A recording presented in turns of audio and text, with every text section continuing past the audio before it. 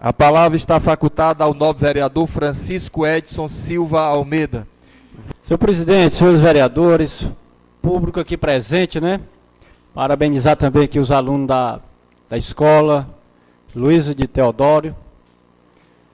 Senhores vereadores, eu tive agora, recentemente, no Sertão Central aí, e tive a oportunidade de passar por algumas cidades, e tive mesmo lá pela roça mesmo. Meu tempo mais foi lá. E eu fiquei observando o seguinte, que 10, 15 anos atrás, as coisas sempre foram muito difíceis para o homem do campo. Hoje continua difícil, mas as coisas modificaram muito na época que eu morava lá. A gente vê o seguinte, em todas as casas, geralmente, tem uma ou duas cisternas, que não é o suficiente, mas com um avanço. Nós também temos lá hoje, e a vereadora Selma falando isso aqui, do PT, e eu fiquei me lembrando lá do sertão. Lá, eu confesso a vocês, que lá, quem fala mal de PT lá, não arruma um voto. O povo lá, eles se apegaram, esse programa do governo federal, né, que é o Bolsa Família, e aquela situação do Seguro Safra, né, que é incorporado pelo governo do estado e o governo federal. E o povo se acostumaram, né, que não tinham no passado esse dinheiro, e passaram a ter. Além disso, uma mulher tem um neném no interior, é R$2.000. Aí tudo isso faz com que o pessoal lá do interior, o pessoal aqui pode ter outra mentalidade, mas lá o povo não tem essa mesma mentalidade aqui, não. Essa que é a verdade. A outra estava a vereadora Selma falando aqui desse sistema que a Secretaria de Educação está implantando aqui em Pacatuba. Lá também o sistema é parecido. Esse tem um sistema assim como é zona rural, tem um sistema assim como fosse bolsões, entendeu? Aí, por exemplo, uma região é responsável implanta uma escola, fecha as outras escolas tudinho, e uma escola só é responsável por toda aquela área, entendeu? Aí eles têm no município, estava no município de Canindé, por exemplo, que eu quero fazer uma menção de lá, são 9 bolsões na zona rural. Agora, tem os ônibus, claro que tem os ônibus para conduzir os alunos, né? Os alunos. Então, a minha área lá que eu estava, onde eu morava, lá é um local, que lá tem uma escola que é responsável por 10 ou 15 comunidades da região, e o pessoal todos vêm para aquela área, estudar lá. Esse é o sistema que estão implantando, todas as cidades do interior estão implantando esse sistema. Eu também tive do município de Quixadá, Choró, Limão, todos esses municípios estão implantando esse sistema, né? Não sei qual é o sistema, não sei se tem menos despesa, se não tem, eu só sei que é o sistema que estão implantando lá. Ainda, mesmo assim, com avanços que nós tivemos no interior do estado, mas ainda temos muita coisa avançada no Nordeste brasileiro, muita coisa, né? Parece que ainda vivemos muito tempos atrás ainda. Precisamos avançar muito, os governos precisam investir muito ainda no Nordeste, para que o Nordeste venha realmente se desenvolver. Por exemplo, eu estava lendo um livro agora, uma história. Por exemplo, Israel, que é um país novo, mas na captação de água, quando se trata da captação de água, que onde não tem água não tem vida. Eles têm um sistema de cisternas que chove menos do que o estado do Ceará, mas lá o povo não tem esse problema de água, porque eles têm um sistema, né, de captar água. Quando a água desce aqui, ela já vai ter um tipo de cisternas que a água fica acumulada. E aqui no Brasil, que é um país que tem mais de 500 anos, ainda os governantes ainda não atentaram para a situação do Nordeste. O Nordeste sempre foi discriminado. As pessoas do Sul sempre viram o Nordeste com outra visão. Eu já tive no estado de São Paulo, tive no estado do Rio de Janeiro, e vejo, quando chega um nordestino, o povo olha com outro olhar. Então isso ainda é uma tristeza ainda, quando Você vê a questão do recurso, quando é para o Nordeste, sempre tem alguém que não quer que aconteça. Por quê? Porque aqui são 9 estados, tem cerca de 20% da população está no Nordeste, mas infelizmente as pessoas não querem que isso aconteça, que invistam no Nordeste, porque a visão deles é no Sul, São Paulo, é no Rio Grande do Sul, é nos estados do Centro-Oeste.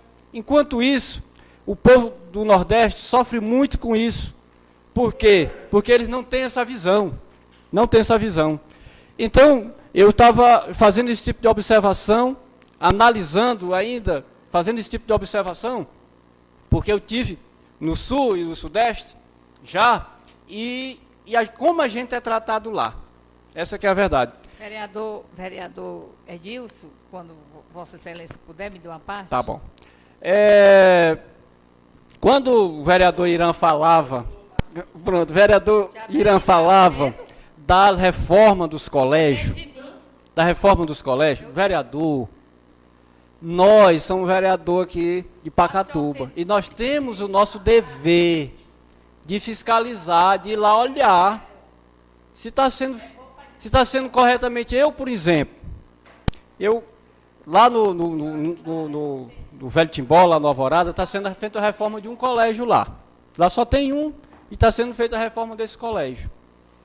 E eu observo lá se as coisas estão sendo feitas corretamente ou não. Porque se não tiver sendo... Ontem mesmo, o pessoal estava botando cerâmica lá de um banheiro, eu cheguei, eles não estavam... Eu cheguei lá e falei logo com o mestre. Mestre, isso aqui não está correto, vamos fazer direito. Porque se estão recebendo, vamos fazer corretamente. A mesma coisa é quando vamos fazer uma calçada, a gente sabe, a gente já tem a noção como é que faz. Então, se estão ganhando dinheiro para fazer direito, que faça direito. Então, nós temos esse dever de fazer isso, de fiscalizar. Porque depois de feito, o dono da consultora, eu não sei se na coisa pública ainda não acontece, vereador Edileno, enquanto na coisa privada, que eu trabalhei mais de 30 anos na construção, e sei como é que funciona. Você constrói uma obra e aquela construtora é responsável por 5 anos. Por alguma coisa que acontecer naquele prédio, a construtora é responsável de estar fazendo a manutenção daquele equipamento. Enquanto na coisa pública, não é só de prefeitura não, mas isso precisa mudar a regra, precisa mudar a lei do Brasil. Tanto a obra federal como estadual como municipal precisa mudar, para que a construtora seja responsável na obra que for fazer, porque está recebendo também, está ganhando dinheiro, então tem que ser responsabilizada aquela construtora que estiver fazendo, porque a coisa privada funciona dessa forma, mas nós somos também fiscais e precisamos de estar atentos, olhando se está sendo ou não. Quer dizer, mas eu não tenho tempo, eu também, todos nós, o tempo é pouco. Todos nós, o tempo é pouco, mas eu quase todo dia, eu estou dando uma olhada. Se está sendo ou não. Né? Então, estão botando cerâmica lá em todas as salas. São 14 salas, estão botando em todas, piso e parede. Eu estou, no final de semana, por exemplo, eles trabalharam, fui lá 2 vezes no sábado olhar como é que estava. Por quê? Porque a gente tem que ver se está sendo feito corretamente ou não. E aí, então é isso que eu quero pedir aos vereadores, que também vão lá olhar se está sendo correto ou não. Quando se trata da questão da saúde, o vereador Galego falou da saúde, por exemplo, a saúde no Brasil é muito complexa e muito difícil. Por quê? Porque os próprios médicos, eles têm umas limitações de atender o número de pacientes. Eles ganham, esse sistema que fizeram do Brasil, os postos de saúde, eles têm um sistema de atender um tanto de pessoas. Por exemplo, se for 16 fichas, eu não sei quantas são, mas vamos que seja 16. Ele não quer atender mais do que as 16. Segundo eles, o pagamento que eles têm, o contrato que eles têm é aquele. Então, eles não vão atender, atende 16 pela manhã, vamos dizer assim, que eu não sei se é 16, e 16 na parte da tarde. E se chegar mais alguém, pode até... Agora, nós tivemos aí... esses médicos cubanos que vieram para cá, foi uma lá para o Alvorada, passou parece 15 dias lá tirando as férias do médico. Eles têm tanto costume lá fora do país deles, Edilene, senhores vereadores, que ela não tem limite. Ela chega, atende, até se tiver 20, 30, 40 e atende direito. Na parte da tarde ela faz a mesma coisa. E só vai embora no horário dela. 4 horas da tarde é que ela vai embora. Tem essa história. Não tiver ninguém para atender, ela fica lá sentada, esperando. Está entendendo? Então é o costume. O Brasil, quando foi descoberto, já vinham com aquele sistema lá, os portugueses, quando descobriram o Brasil, já vinham com aquela ansiedade.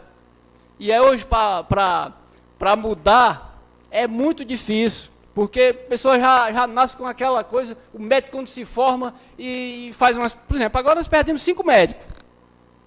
Por quê? Porque fizeram especialização e arranjaram para ganhar lá em outras... Né? E aí, esse é o problema do Brasil para arranjar médico. Hoje nós já temos 6 médicos aqui pelo programa e com certeza deve estar vindo outros para complementar. Tem alguns postos de saúde que não está tendo médico. Mas não está tendo médico é porque não tem um médico que queira.